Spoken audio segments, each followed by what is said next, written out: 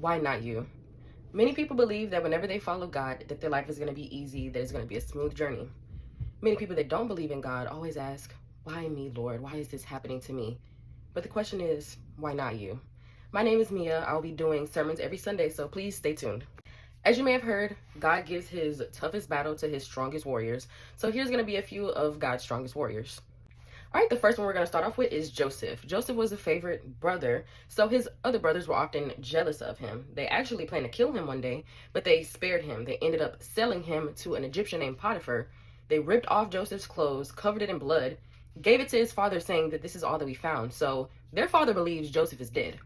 Now, Joseph ended up being a slave to Potiphar, and he was a favored slave. Potiphar's wife ended up catching like a liking for him, basically, saying, oh, will you sleep with me? Will you sleep with me? Joseph refused each and every time. So one day, Potiphar's wife decided to lie on Joseph, saying, oh, Joseph just wanted to sleep with me this whole time. Mind you, he's 17 years old at the time. So they ended up throwing Joseph in prison. While he was in prison, he ended up interpreting dreams for everybody. He kept God close to his heart throughout the whole time. He became second in command in Egypt. Now, would you look at that? Genesis chapter 50, verse 20, it reads, you intended to harm me, but God intended it for good, to accomplish what is now being done, the saving of many lives. And he said that to his brothers. All right, and then our second strongest warrior is going to be Job. He was definitely one of the strongest, I would say this. He had 7,000 sheep, 3,000 camels, 500 yoke of oxen, and 500 donkeys, with several servants. He was a very wealthy man. His health was very decent. So one day, the angels went to go talk to God, but Satan came along. I'm trying to find my next prey. God said, there's a man named Job, very strong in faith, God-fearing man. God said you could do whatever you want in his life. His life is in your hands, but that man, don't lay a finger on him. He lost his children, he lost his cattle, he lost his wealth and his health. But the one thing that he never lost was his faith. He prayed, he prayed, he prayed, he prayed, he prayed.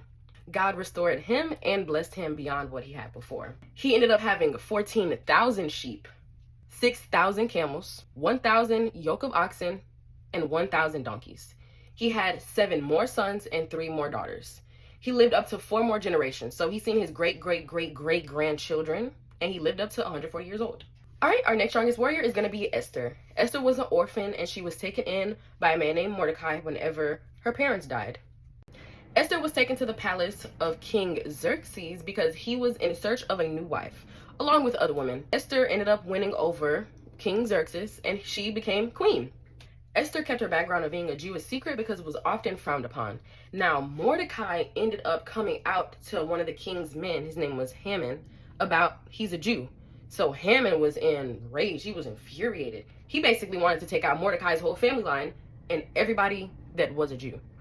So he ended up creating this 50-foot pole and planned to impale Mordecai with it, along with Mordecai's family, okay?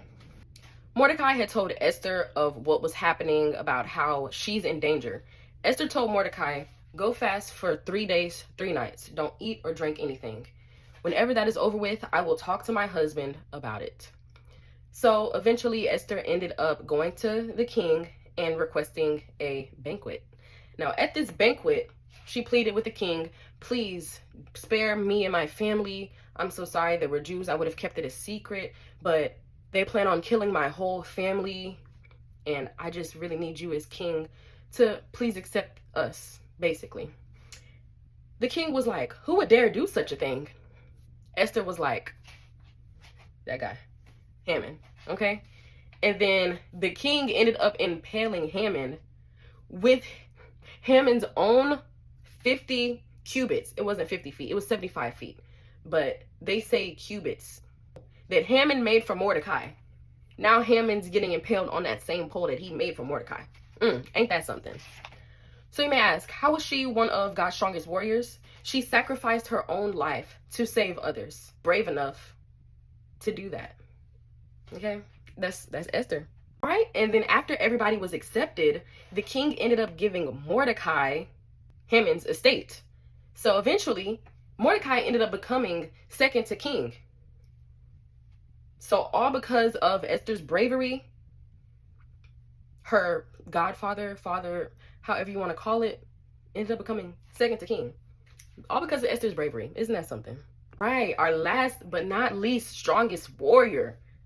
Everybody knows his name. Jesus. Jesus, yes. One of God's strongest warriors is Jesus, by far, okay? Jesus, as we all know, was a miracle baby, aka he wasn't conceived the way that other humans are conceived, okay? Since birth, people was out to get him because they heard that there was going to be a Messiah. Specifically, a king named Herod was out to kill him. An angel showed up in Joseph's dream saying, you need to flee from Egypt because they are out to kill the baby, the Messiah. King Herod ended up ordering all babies 2 and under to be KL'd. Isn't that cruel? Another angel showed up in Joseph's dream and said that they needed to go to Israel. So Mary, Joseph, and baby Jesus ended up all going to Israel, and they went to Nazareth. Jesus was baptized by John, and then short after that, Jesus was led into the wilderness and was tempted by the devil. After 40 days and 40 nights, of course, Jesus was hungry. The devil said, if you're so hungry, tell this stone to turn into a piece of bread. Jesus replied, man shall not live on bread alone, but on every word that comes from the mouth of God. The devil took him to the highest point of the holy city and said, why not just throw yourself off? God will save you. Jesus replied, it was also written, do not test God. The devil said, all of this will be yours if you just bow down to me. Jesus replied, away from me, Satan, for it is written, worship me, the Lord your God, and serve me only. The devil fled. Jesus had 12 disciples. Him and the 12 disciples ended up going around healing people and bringing them closer to God. Now, one of the 12 disciples ended up betraying him, wanting to turn him in for 30 pieces of silver. Greed. Jesus knew that one of his 12 disciples was going to betray him. He already knew. So, fast forwarding, Jesus was mocked. He was beaten. All because people were saying that he's blasphemous, that he can't possibly be the Son of God. That and over jealousy as well, because people felt like everybody was praising him. He was getting the attention from everybody. And kings, chief priests, they did not like that at all. So they ended up crucifying him on the cross. They ended up putting a crown of thorns on his head. So he was bleeding from the scalp, from these thorns.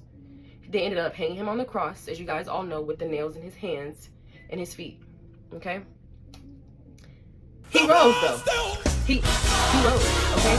He was not in that temple, y'all. He was not there. Okay? So why is Jesus is the strongest by far of all? Look at all of the pain that he went through. Look at all of the torture that he went through, just so he could save us, just so we could have a second chance. Romans chapter 5 verse 8 says, but God demonstrates his own love for us in this. While we were still sinners, Christ died for us. Jesus could have asked why, but he knew that it was for a greater purpose. We often ask why out of confusion, hurt, pain, sadness, loneliness. We just might not know where we're going in life. And that's okay.